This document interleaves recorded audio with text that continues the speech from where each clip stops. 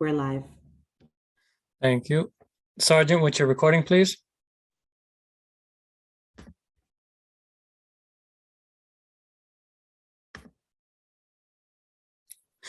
Sergeant Bradley, with your recording, please.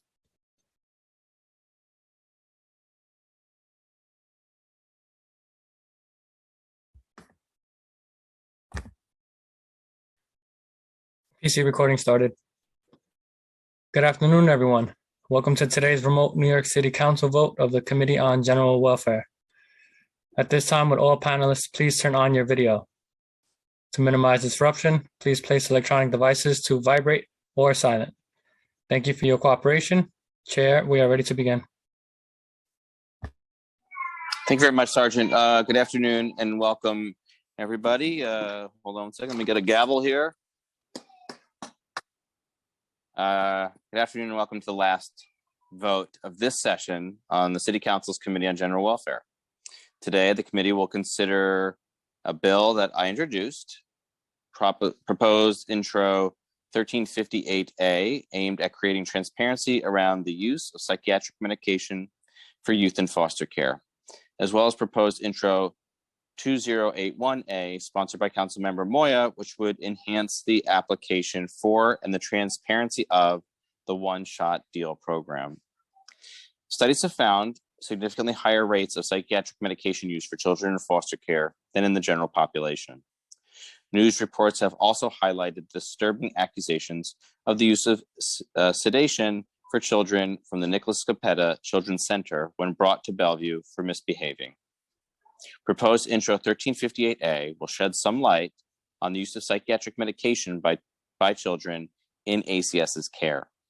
The bill would require ACS to submit a report identifying problematic prescribing trends within foster care agencies, including information on how many youths are prescribed a psychiatric medication disaggregated by various categories of medication, such as antidepressant, antipsychotic, anxiolytic, and hypnotic medication, long-acting antipsychotic medication, medication to treat opioid use disorder, and mood stabilizers.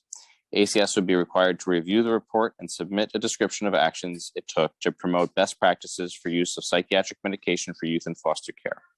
This holistic approach to medication transparency will let us know if ACS and foster care agencies improperly rely on medications to change children's behaviors and require ACS to create a plan of action to address identified harmful practices.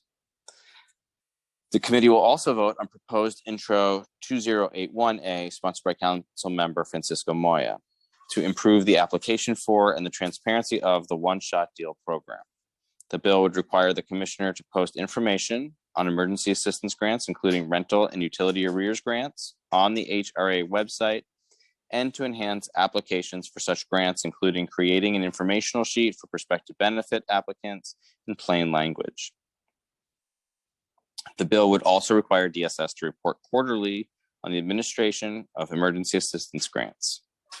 The bill offers an opportunity to improve client experience and benefit applications and assistance in alleviating some of the hardships faced in navigating city services. Both bills will provide greater transparency to the process of serving children in foster care and clients who are seeking one-shot deals. I'd like to thank the advocates and providers and those with lived experience who informed and helped shape this legislation. At this time, I'd like to acknowledge any of my colleagues who are here today. I want to acknowledge Councilmember Barry Grudenchik, Councilmember Vanessa Gibson, Councilmember Dharma Diaz, Councilmember Inez Barron, Councilmember Brad Lander, Councilmember Carlos Menchaca, Councilmember Rafael Salamanca. I'd also like to thank my staff, Jonathan Boucher, my chief of staff, Elizabeth Adams and Nicole Hunt, my co-legislative directors, Vivek Srikumar, legislative staff, and our amazing committee staff. I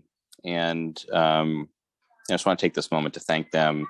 From the depths of my heart, they've been an incredible group of people to work with these past 8 years, second to none, incredibly professional, and have really done the work of this committee by and large. And so I just want to thank Aminta Kilawan, our senior counsel, Crystal Pond, senior policy analyst, Natalie Omari, policy analyst, Dan Krupp, financial analyst, and Julia Haramis, financial analyst, as well as our unit head, Dohini Sampura, at the finance division, deputy director, Regina Pareto Ryan, and our director, Latanya McKinney, as well as I see Jeff Baker is here from the legislative division, and Andrea Vasquez as well.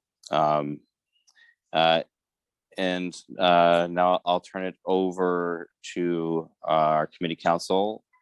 I'm sorry, excuse me. I'll turn it over to William Martin, I believe, if William is here, committee clerk to call, sorry, Jonathan Ettrick to call the roll.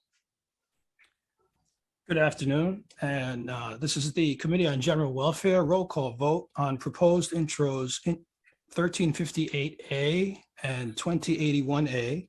We'll start with Chair Levin. I vote aye on all. Councilmember Lander.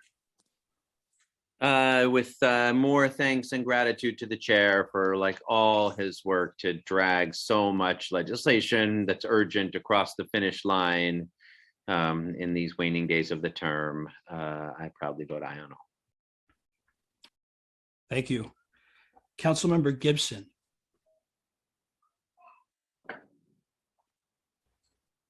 Councilmember Gibson, please check your audio. My bad, hold on. Sorry. Permission to explain, can you hear me? Yes, I can hear you. Okay, thank you so much. Well, I'll be brief. I'm voting aye on today's agenda, and as this is our last committee hearing of the Committee on General Welfare, I just wanted to join our chair, Steve Levin, in thanking the entire committee of the General Welfare team. Thank you for all of the work. There's no one else I'd rather spend 8 hours with than all of you on all of the hearings that we've had over my time in the city council that I've been here in the 8 years I've served. Thank you, Chair Steve Levin, for all of your leadership, your commitment on behalf of foster youth, runaway and homeless youth, on behalf of so many children and families that have relied upon so many support systems and safety net programs that we have fought relentlessly over these past 8 years. It's been an honor to work with you and walk with you on this journey. I'm especially grateful for your leadership on Fair Futures, and that is groundbreaking and transformative, and we are creating access and opportunity for so many foster youth across the city of New York. So again, thank you, Steve, for your leadership, for your compassion, and definitely getting so many bills to the finish line. It's been an honor to work and serve with you on this committee that I've been on for all 8 years of my time.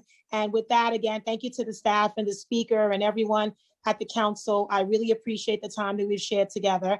And I vote aye on today's agenda. Happy holidays, my colleagues and staff. Thank you. Councilmember Grodenchik. Thank you. I'm not going to ask for permission to explain my vote, but I am going to explain it. I do vote aye, and I do want to thank Chair Levin, following the comments made by Councilmember Gibson and Lander. Steve, it's been an honor to serve with you. I've been with you since I first entered the council 6 years ago, and I especially want to thank you for your work with me on emergency food. I never imagined when I was running for office that would be one of the most important things, if not the most important things that I did here at the council. And we never imagined the pandemic, but when the pandemic hit, the food pantries were there and they were ready in large measure because of the work that you did. And I really want to thank you for being my partner in that, along with the speaker who obviously had a lot to do with that as well. And you have been a voice for the voiceless and a champion for people who will never know you, people that have no idea who Steve Levin is. But I hope that when you lay down at night and you think about your time in the council, you have helped people that will never know what you did. And that, in many ways, is the highest form of helping people. So thank you for your chairmanship. And it has been a true pleasure and an honor to serve with you. in my time in the council. With that, again, Mr. Clark, I vote aye on all, and I do, of course, want to thank all the staff as well, as the chair mentioned. Thank you. Thank you. Councilmember Salamanca. Yeah, I vote aye on all. Thank you. Councilmember Dharma Diaz. I vote aye, and it's definitely been a pleasure to serve with you, Chair Levin. Thank you. Chair Levin, by a vote of 6 in the affirmative, 0 abstentions, and 0 negatives, both bills are adopted. Thank you very much, Mr. Ettrick. And just to my colleagues and all of the staff at the council, sergeants at arms, the clerks, and my colleagues, the council members, I just want to express my deep gratitude to you all. This is a committee that is tasked with looking out for the most vulnerable New Yorkers, whose purpose is to make sure that services are equitable in our city, that they're reaching those in greatest need, and that we lift up their priorities as all of our priorities as a city and as a society, and that we don't leave anybody behind, and that no matter who you pray to or what you pray to, that we're all God's children, and we are here to look after one another, and that's been the mission of this committee. I'm sure that will be the mission of the committee under the next council, and there's still a lot more work to be done. But I want to thank all of my colleagues for their conscientiousness, their thoughtfulness, and their decency and compassion as we try to do our best to serve our fellow New Yorkers. And with that, I'll adjourn the committee. Steve, you've really been just such a tremendous and amazing chair. I mean, the staff with props to them, and all of us are good, but you've really been an extraordinary chair of this committee, and just used this platform to push for New Yorkers who need it so very powerfully and deeply. Thank you. It means a lot. Thank you, Brad. Thank you. Second what Mr. Lander said.